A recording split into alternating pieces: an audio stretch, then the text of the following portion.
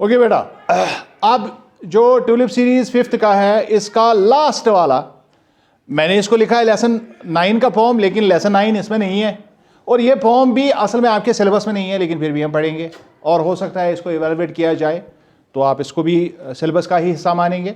हालांकि सिलेबस में ये नहीं है, मैंने चेक किया है, लेकिन हम ये पढ़ेंगे। अच्छी फॉर्म है और इस फॉर्म को पढ़ाने से पहले मैं आपको एक मरतबा फिर कहूँगा, जो मैंने पहले भी आपको बताया, कि कहीं पर भी अगर आपको सरमा में लगेगा कि हमें कहीं गाइडेंस की ज़रूरत है तो आप मुझे फ़ोन करके पूछेंगे। ठीक, क्लियर?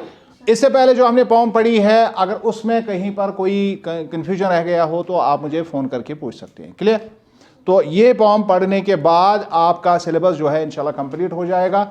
अब आप घर में मेहनत करेंगे, ये आपका रेमेडियल का जो हमने रखा था ये आपका कंप्लीट हो गया। पूरा सिलेबस जो मैंने आपका ये रखा है इस पर यूट्यूब पर है, आप इसको बार बार पढ़ सकते हैं। खासकर जो आपका U2 का सिलेबस है, ये T2 का सिलेबस है, वो आप ज़रूर 2-3 मरतबा ज़रूर पढ़ेंगे। ठीक है? Okay, so lesson 9 is I take wings. I take wings. I take wings का मतलब है मैंने पार बांध लिए, या मैंने अब अपने ऊपर पार लगाए।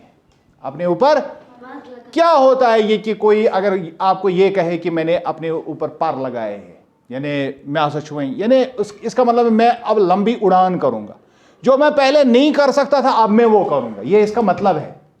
यानी टाइटल से ही पता चलता है कि ये पोम जो है उस चीज के बारे में जो शायद वो शायर पहले नहीं करता था अब करता है, या शायद वो पहले नहीं करती थी अब वो करती है। लेकिन अगर आप इसमें लास्ट में देखेंगे कि जो शायरा है, इसकी पोइटिस जो है वो है नेहा गुप्ता। हिंदुस्तान की बहुत सारी ऐसी लेडीज हैं जिन्होंने अपना नाम बनाया है मुख्तलिफ मैदानों में। नेहा गुप्ता भी वैसी ही एक लेडी है।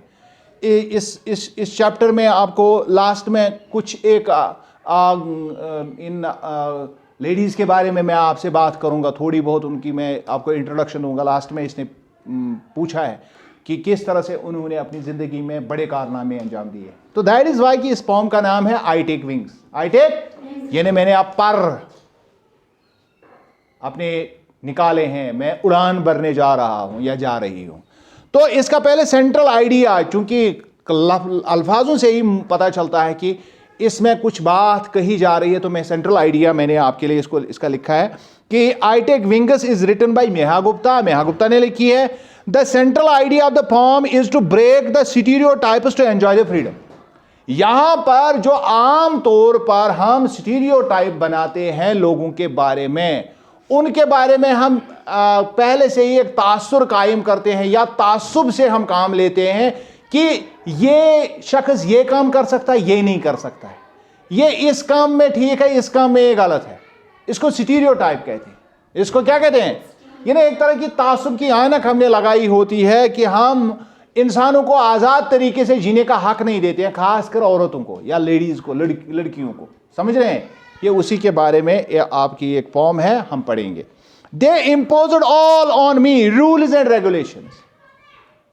शायरा कहती है कि वैसे थी एक औरत, ये अब कह रही है, या मैच्योर लड़की के तौर पर ये कह रही है दुनिया से कि इन्होंने मेरे ऊपर बहुत सारे कवायद ज़वाबित लगाए हैं। अक्सर बेशतर हम जब घर में बात करते हैं, अगर हमारा बच्चा लड़का हो तो हम उसको सारा फ्रीडम देते हैं, लेकिन अगर वही वो लड़की हो तो हम उस पर कवायद ज़वाबित नाफिज करते हैं। हम उससे कहते हैं कि आपको हंसना नहीं चाहिए, आपको खेलना नहीं चाहिए, आपको ये नहीं करना चाहिए, आपको वो नहीं करना चाहिए, बहुत सारी बातें हम बताते।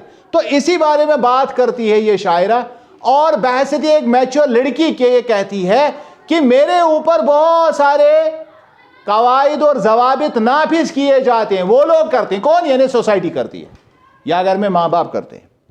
दे judged me ticks and crosses. फिर मेरे बिहेवियर के ऊपर फैसला किया जाता है, और मेरे बिहेवियर को देख के, मेरे उठने बैठने को देख के, मेरा जो उनके साथ उठना बैठना होता है, मेरा जो तरीक़ाकार होता है, चलना फिरना होता है, उस पर वो टिक क्रॉस लगाते हैं। टिक क्रॉस का मतलब यानी क्या इसने गलत किया, क्या इसने सही किया। तो जब मैं कोई बात सही करता हाँ ठीक है बेटा, इसी तरह लड़कियां इसी तरह करती हैं। और अगर उनको लगता है कि उनके हिसाब से अगर मैंने कुछ इधर उधर किया तो नहीं नहीं नहीं, ये नहीं करना चाहिए, आप एक लड़की हो। तो मुझे मुझे मेरे किरदार को रोज वो नापते हैं टिक मार्क से। बात समझ रहे हैं? I took all on me rights and wisdoms. अब मैंने अपने ऊपर सारा ले लिया है। मेरे जो हुकूक है, मेरी जो दानाई है, अक्ल शऊर है, लोग मुतय्यन नहीं करेंगे मेरे लिए मेरे क्या हुकूक है। लोग ये तय नहीं करेंगे कि मैं क्या कम अक्ल हूं या अक्लमंद हूं। ये मैंने लोगों को अब ये हक नहीं दिया, मैंने खुद अपने ऊपर ये रखा है। अब मैं खुद जजमेंट लूंगी। आई जज माई सेल्फ। अब मैं खुद अपना फैसला खुद करूंगी और मैक्सिमस अपने उसूल में खुद मुतय्यन करूंगी। एंड ओपिनियंस, और आरा भी खुद दूंगी, राय भी खुद दूंगी। मैं लोगों की राय नहीं मानूंगी, मैं उनके बनाए हुए उसूल नहीं मानूंगी, बल्कि ये सारे मैंने आई टुक ऑल ऑन मी। अब मैंने अपने ऊपर ले लिया है। मैं खुद अपने राइट्स बनाऊंगी।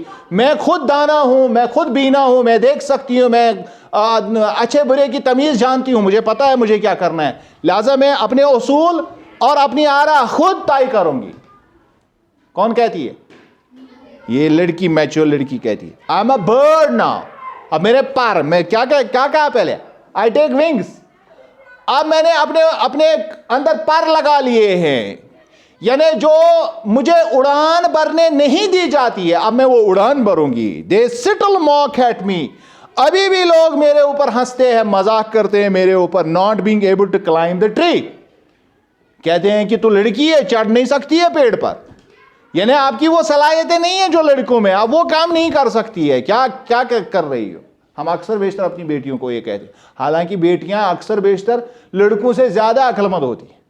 हाँ, कुछ एरियाज ऐसे हैं जहां वो अल्लाह ने उसकी तख्लीक की है, लेकिन इसका यह मतलब नहीं है कि हम लड़कों को ये सारा फ्रीडम देंगे, लड़कों की बातें मानेंगे और उनको गया गुजरा समझेंगे। ये अच्छी बात नहीं है। Whose leaves I kiss every morning। अब उन दरख्तों की शाखों को मैं तो रोज उनको चूमती हूं, क्योंकि अब मैंने विंग्स लगाई। समझ रहे हैं? यानी अब ये मेरे लिए कोई मसला नहीं है कि दरख्त को किस तरह चढ़ना है, क्या सीखना है, क्या नहीं सीखना है, ये मैं तय करूंगी। क्यों लोग क्या करेंगे, मेरे ऊपर क्या बातें करेंगी कि इसको क्या आता है क्या नहीं आता है। तो अब इसमें न्यू वर्ड्स आते हैं। रेगुलेशंस, अभी मैंने कहा कि जो आप किसी के ऊपर कवानीन या जवाबित जो हम लगाते हैं उसको कहते हैं जज करना, यानी किसी के मुतालिक राय कायम करना, फैसला करना। मैक्सिमस यानी अपने जो उसूल हैं, उसूल जवाबित को हम मैक्सिमस कहते हैं। ओपिनियन राय को कहते हैं। मॉक का मतलब मजाक करना, किसी की हंसी जो है हंसी उड़ाना। तो ग्लॉसरी में इनका फिर से अंग्रेजी में आप देखेंगे, रेगुलेशंस का मतलब है गाइडलाइंस, कोड्स। जज का मतलब to give an opinion about. Maxims का मतलब फंडामेंटल प्रिंसिपल्स, बुनियादी उसूल जवाबित जो किसी भी एक माशरे की बुनियाद होते हैं। ओपिनियन का मतलब बिलीफ, व्यू, किसी का अकीदा क्या है, कोई किसी के बारे में राय क्या रखता है। मॉक का मतलब टू लाफ एट, डिराइड, यानी किसी के ऊपर मजाक करना या हंसी मजाक में किसी को ले लेना है या किसी पर हंसी उड़ाना। उसके बाद आता है answer the following questions. Who do you think is the speaker of the poem. मैंने आपको बताया एक मैच्योर लड़की इस पोएम में बात कर रही है हमारे साथ। So I think the speaker of the poem is a girl और ए मैच्योर गर्ल। छोटी मोटी गर्ल हो सकती है या एक मैच्योर गर्ल भी। छोटी बच्चियों को भी ये बात समझ आती है। ठीक है। What do you understand by I am a bird now. इसका क्या मतलब है? मैंने आपको अभी बताया। इसका मतलब यह है, it means that she has freed herself. उसने अपने आप को क्या कर लिया है? आजाद कर लिया from the restrictions of the society. Society के जो बंधन हैं उनसे उसने अपने आप को आजाद कर लिया। And is no longer bound by the biased rules and regulations of the male dominated society. अब वो जो मर्दों ने दुनिया बनाई है अपने हिसाब से औरतों को चलने के लिए कहते हैं, यानी जो किसी दीन में रूल्स रेगुलेशंस होते भी नहीं, हम वो भी थोपते हैं औरतों पर। तो उनसे मैंने अपने आप को आज़ाद किया है। तो ये इसका मतलब है I am a bird now, यानी आप मैं परिंदा हूं, जिस शाख पर मुझे पसंद हो जाए तो मैं उस पर बैठूं। She is free like a bird. इसका मतलब ये भी है कि वो अपने आप को आज़ाद किया है जिस तरह जानवर आज़ाद होता है। Number 3, what does it mean to climb the tree? इसका क्या मतलब है कि पेड़ पर चढ़ने का मतलब क्या है इस लेसन में? It means any particular skill. इसका मतलब है कोई भी एक खास हुनर जो सोसाइटी किसी एक को समझती है कि इसको आता है और इसको नहीं आता है, दैट सोसाइटी थिंक्स इंपॉर्टेंट, और सोसाइटी उस चीज को जानती है कि ये करना, अगर ये इसको आता है तो ये अहम हो गया हमारे लिए, अगर नहीं है तो ये गैर अहम है। मिसाल के तौर पर बेटियों से हम अक्सर बेशतर ये तकाजा करते हैं कि वो मर्दों जैसा काम नहीं करती। कहां करेगी बेटी, कहां मर्दों का काम करेगी? वो तो बेटी होती है, बेटी का काम करेगी, समझ रहे हैं? और हम कभी भी लड़के को नहीं कहते हैं कि आप बेटियों के काम करें, कभी उसको उस तरह से नापतोल नहीं करते। अब जो बेटी कर सकती है तो वो उसमें एक्सेल कर सकती है, और जो बेटा कर सकता है तो इसमें कोई वो तमीज करने की जरूरत नहीं है, नापने की जरूरत नहीं है। इनको अल्लाह ने एक तरह की सलाह दी है, उनको अल्लाह ने दूसरी तरह की सलाह दी, और हम एक ही रॉड से इनको नाप नहीं सकते। अगर हम नापेंगे तो दोनों को नापना चाहिए। फिर हमें लड़के को भी कहना चाहिए कि जो लड़की काम कर सकती है आप वो करो। समझ रहे हैं मेरी बात? So a special skill only a man is able to do. यहां इसका मतलब यह है कि एक खास वो काम जो मर्द कर सकता है। टू क्लाइंब ए ट्री, वो कहते हैं ना इसको, क्या आप लड़कों की तरह पेड़ पर नहीं चढ़ सकती हो, तो यहां पर इसका यह मतलब है। लेकिन अगर हम इडियमिक एक्सप्रेशन ले लेंगे इसका, under the idiomatic expression it also means, ये मैंने आपको एक्स्ट्रा इसकी मीनिंग बतानी है, to go away and leave one alone because what is being done or said is very irritating. इसका एक और मतलब है, बड़ा इख्तियाराती मीनिंग भी इसकी है। जब हम ये कहते हैं कि किसी शख्स को आप कहेंगे आई क्लाइंब ए ट्री, या इस तरह का एक्सप्रेशन आप देते हैं, तो इसका मतलब यह है कि जाओ अपना काम करो, मुझे करने दो जो मैं कर रहा हूं। समझ रहे हैं? तो अच्छा, फिक्री तारा मुझे उस्मान, ओके। तो ये इसका ईडी में, हालांकि अगर आप ये याद नहीं करेंगे लेकिन ये पता होना चाहिए आपको। Question number 4, what do you understand by ticks and crosses? मैंने बताया जब मैंने एक्सप्लेन किया, टिक क्रॉस का मतलब क्या है कि वो एक तरह से मेरी जिंदगी के बारे में फैसला करते हैं, मैंने सही क्या किया, गलत क्या किया। यानी it means right and wrong in the opinion of the society और द पीपल, कि जो लोग समझते हैं कि ठीक क्या है गलत क्या है, तो अपने मेयार से तय करते हैं, तो उसी को इसने टिक क्रॉस कहा। Now language work. अब लैंग्वेज वर्क में है complete the summary of the form by filling in the words from the box. Box में वर्ड्स दिए हुए हैं, आप अपनी बुक में देख सकते हैं। तो हमने यहाँ से डायरेक्ट कंप्लीट मैंने किया है, तो ये भी आपका इसका PDF मिलेगा आपको, और वहाँ भी आप देख सकते हैं। तो इसमें गर्ल ऑब्लिक वुमेन दिया हुआ है, उसके बाद rules and regulations, fly, skill, climb, society. अब उसके बाद हम पढ़ेंगे इसकी, ये असल में समरी है, इस पोएम इज ए समरी, तो आपको इसको फिलअप करना है। The poem is about a girl or women who challenges the stereotypes. ये हमने पढ़ा, जो लोगों के बनाए हुए उसूल ज़वाबित या जो मुतासबाना रवैया उनका है, उसके खिलाफ ये पोएम लिखी है। एक औरत के बारे में है ये। The girl thinks that the society, digest में फिर क्या आएगा, society is biased against her. वो समझती है कि मेरे वो मुतासब है मेरे बारे में, वो बायस्ड है जो सोसाइटी है। She frees herself from the rules and regulations. तो डाइजेस्ट में क्या आएगा, rules and regulations of the society. वो अपने आप को इन जो बंधन बनाए हैं सोसाइटी ने, उनसे अपने आप को आज़ाद करना चाहती है या करती है। She is now a bird who has learn to fly. अब वो एक परिंदे की तरह वो ऐसी बनी है कि वो अब उड़ रही है परिंदे की तरह। But the people still doubt her skills. Digest में क्या आएगा, और अभी भी लोग उसके हुनर पर शक करते हैं। The society finds a reason to ridicule her inability to climb the tree. और लोग उसका मजाक अभी भी उड़ा रहे हैं, क्योंकि वो उसे कह रहे हैं कि तू लड़कों की तरह पेड़ पर नहीं चढ़ सकती। Though she is able to fly like a bird, हालांकि उसने अपने आप को परिंदा बनाया है, वो बर्ड की तरह उड़ती है, तो उसको चढ़ने की जरूरत नहीं हो, तो उड़ रही है, परिंदे उसके नजरों के नीचे हैं। Which tells us that every child is special in his or her own way and needs to be encouraged for that। इसका ये मतलब है, अगर हम पोम को अच्छी तरह से देखेंगे, इसका ये मतलब है कि जो मैंने आपको कहा कि बेटी जो होती है उसकी एक तरह की अल्लाह ने सलाहियतें दी होती है और बेटे की दूसरी तरह की होती है। हमें उनको एक्सेल करवाना है और कभी भी मेयार ये फिक्स नहीं करना लड़के क्या कर सकते हैं, लड़कियां क्यों नहीं कर सकती। ये हमें मेयार मुतय्यन नहीं करना चाहिए। हमें मेयार अगर मुतय्यन करना वो ये करना है कि लड़कियां जो है वो उनकी जो हुनर है उसको हम कोशिश करें उभारने की, उसको जिला बख्शने की, और अगर लड़के कर सकते हैं तो उनको अपने फील्ड में कराना चाहिए। बात समझ रहे हैं? Okay, now let us talk. What is your favourite pastime आप खुद लिख सकते हैं। Do you like to play games? जो भी आप कर सकते हैं तो उसको आप टिक करें। डांस कर रहे हैं, सिंग कर रहे हैं, ड्रा स्केच और एनीथिंग एल्स, क्या करते हैं आप? बताइए आपको क्या पसंद है। What do you like?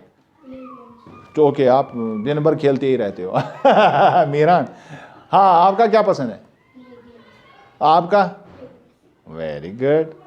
बस गिंदनी होत गए, पढ़न गए नहीं किया। Okay, let us right a brief biographical sketch on any one of the following. हालांकि मैंने सबका लिखा है थोड़ा थोड़ा, लेकिन पहले वाला मैंने बड़ा लिखा है ताकि आपको ये समझ आए असल में लिखना क्या है। सबका मैंने तारफ दिया है, जो मैंने कहा था कि लास्ट में इसमें 2-4 औरतों के बारे में। ये पहली है दीपा मलिक, उसके बाद श्रेया घोषाल, उसके बाद सोनाल मानसिंह और अमृता शेरगिल। ये 4 लड़कियों के बारे में है, इंडिया की है और बहुत बड़ा नाम इन्होंने कमाया है। और अब आप दीपा मलिक के बारे में पहले सुनेंगे। Deepa Malik is a well known para athlete of India. यानी एथलीट जो नॉर्मल होते हैं उनको नॉर्मल एथलीट कहते हैं, लेकिन अगर किसी की डिसेबिलिटी हो तो अगर फिर भी वो एथलेटिक्स में कोई बड़ा कारनामा करती है तो उनको पैरा एथलीट कहते हैं। समझ रहे हैं? She was born on 30 September 1970। 1970 में वो पैदा हो गई इन बेसावल, सोनीपत डिस्ट्रिक्ट, हरियाणा। ये यहाँ पर पैदा हो गई।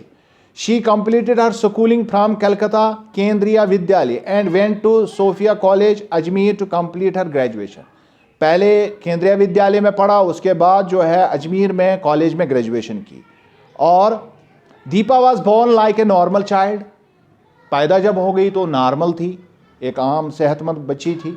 But when she was 5 years old A spinal tumour was detected in her body. लेकिन जब वो 5 साल की थी तो उसके कमर में कैंसर की बीमारी को डिटेक्ट किया गया, ट्यूमर था उसमें। She underwent 3 surgeries and got 183 stitches.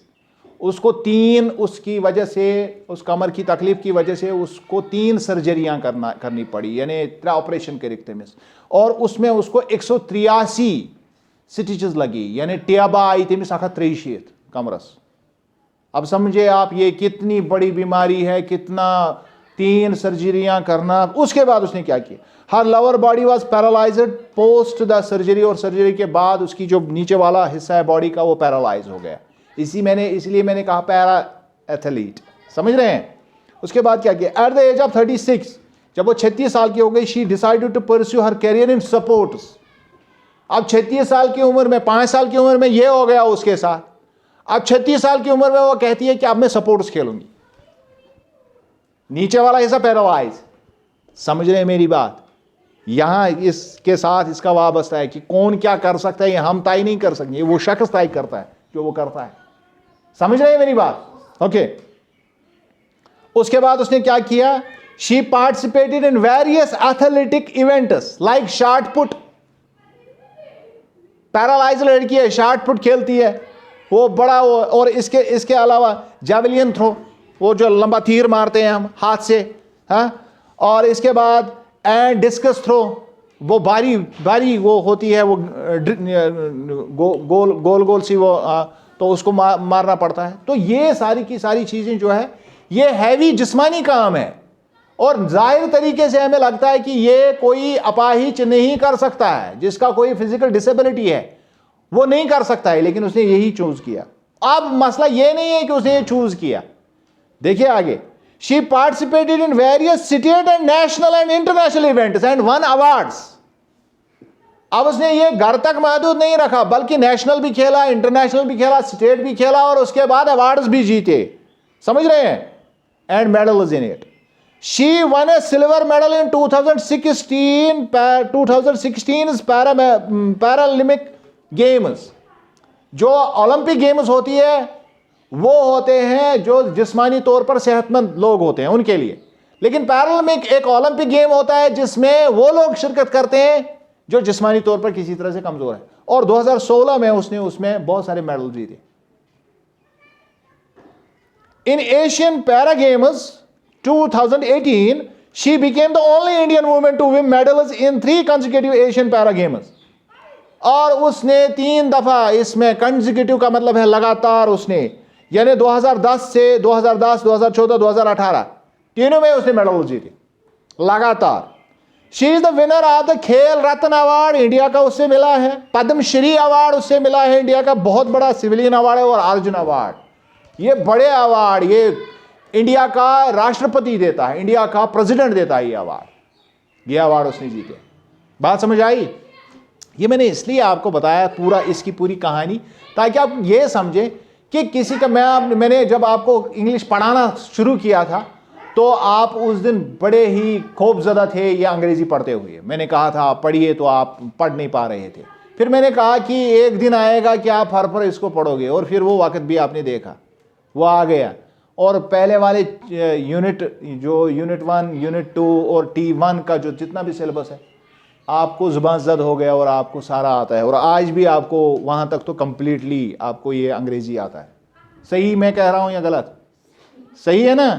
तो अब उसके बाद आपने थोड़ी सी तो खरगोश निंदर, तो लोग तो आगे निकल गए। तो अब मसला, कभी भी कोई भी मसला ज़िंदगी में नहीं होता है अगर इंसान क्या करे, इंसान अगर अपने आप को मोटिवेट करे कि मुझे ये करना है। अब इसमें एक और औरत जिसके बारे में हमें पढ़ना है वो है श्रेया घोषाल, उसके बाद सोनाल मानसिंह, और उसके बाद अमृता शेरगिल। इनके बारे में मैं थोड़ा थोड़ा बताऊंगा। श्रेया घोषाल कौन है? Is an Indian singer and television personality. ये टीवी एक पर्सनालिटी है, टीवी पर आती है।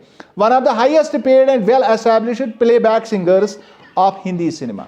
जो प्लेबैक सिंगिंग होती है, यानी सामने हीरो गाता है लेकिन असल में उसके पीछे किसी की आवाज़ होती है, समझ रहे हैं? हीरो खुद नहीं गाता है, सुश्ता सिर्फ होयत करन, तो म्यूजिक पीछे कोई बजा रहा, तो ये वो करती है, वो काम करती है। Playback singers of the Hindi cinema. She has received 4 national film awards. उसको 4 फिल्म अवार्ड मिले हैं। 4 Kerala state film award, Kerala के स्टेट फिल्म अवार्ड उसको मिले हैं 4। 2 Tamil Nadu state film award, Tamil Nadu में 2 स्टेट फिल्म अवार्ड मिले हैं। 7 फिल्म फेयर अवार्ड्स, जो फिल्म फेयर में दुनिया में होते हैं या इंडिया में होते हैं, उसमें 7 अवार्ड मिले हैं। And 10 film fair award south में उसको 10 फिल्म फेयर अवार्ड मिले हैं। इतनी बड़ी कामयाबी है। नंबर नेक्स्ट, यानी ये भी औरत है। अब एक और औरत के बारे में, Sonal Mansingh. Sonal Mansingh is an Indian classical dancer और गुरु। भारतीय नाट्यम ये बहुत ज़बरदस्त डांस करती है इस तरह की। इसी वजह से ऊपर वाला जो टॉपिक था उसमें आपसे पूछा गया था आप क्या करना चाहते हैं, समझ रहे हैं मेरी बात? एंड उड़ीसी डांस, और जो उड़ीसी जो उड़ीसा का डांस है, तो वो ये बहुत ज़बरदस्त उस स्टाइल में ये माहिर है। She has been nominated by the president of India to become a member of parliament, Rajya Sabha, इसके लिए, क्योंकि ये बहुत बड़ी पर्सनैलिटी है इंडिया की आर्ट में। उसके बाद आता है Amrita Shergil. Amrita Shergil was a Hungarian Indian painter. ये हंगरी में इसके माँ बाप रहते हैं, लेकिन असल में इंडियन नजाद है, हिंदुस्तान की असल में है इसकी फैमिली, तो वहाँ ये पैदा हो गई है। She has been called one of the greatest avant-garde. Avant-garde उनको कहते हैं जो कोई नया चीज़ करे किसी काम में, समझ रहे हैं? पहले से लोग करते आ रहे हैं जो वो काम करती थी, स्केचिंग की, या वो आर्टिस्ट थी, लेकिन उसने कुछ नई चीज़ें उसमें डाल दी। Women artist of the early 20th century and a pioneer in modern Indian art। और हिंदुस्तान का जो नया जदीद आर्ट है उसकी ये आप समझ लीजिए कि उसकी मशल बरदार औरत है ये, यानी जो लीड करती है इसको। Drawn to painting from an early age, Shergill started getting formal lessons in the art at the age of 8। 8 साल की उम्र में उसने ये पेंटिंग शुरू की। किस में?